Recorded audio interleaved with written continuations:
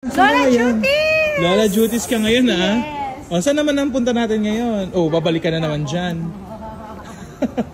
Nakakadami na tayo dyan. O, saan pa? Ayan, Agabang.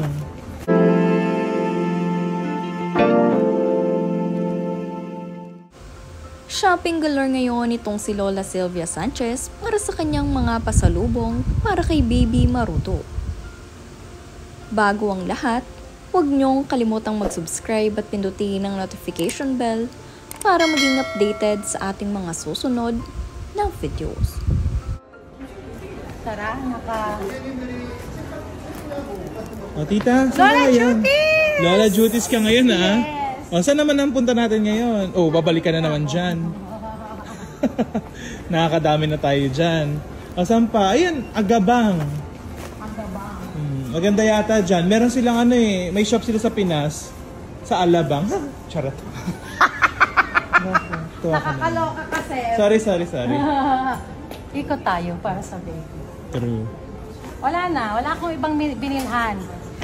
Kahit sa pang sarili mo, tita? Wala. Bili tayo sa Chanel. Ayaw ko. Ayaw mo? Anong gusto mo lang ngayon? Pang baby na. Tingin siya. Shoes.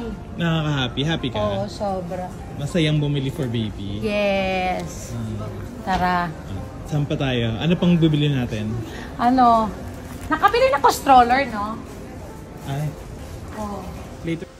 Makikita nyo nga sa video ang pagka-excite ni Lola Sylvia Sanchez. Bukas ay babalik na ito ng Pilipinas, kaya naman sa kanyang huling araw dito sa Korea ay ipinamili na niya ang kanyang mahal na apo. Ito ang kanyang mga ipapasalubong sa kanyang pagdalaw dito bukas. Makikita nyo nga rin na sobrang daming pinabili nitong si Lola Sylvia Sanchez para sa kanyang mahal na apo na si Baby Marudo.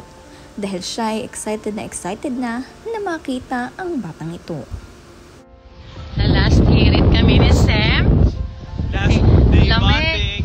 Yes, ang lamig-lamig dito sa Hyundai. Yes. Look at the Next time, akyatin natin yan. Yung building na yan. Pang 100th floor yung Starbucks dyan. paggabi tita, siya? Astronomy Tower. Kaya andun na yung Paradise, yung hotel na kung saan kami nagstay. Ito yung view namin. Ganda. Yeah! Pauwi na rin ako. Baby Marudo! Apo, makita na kita. Woohoo!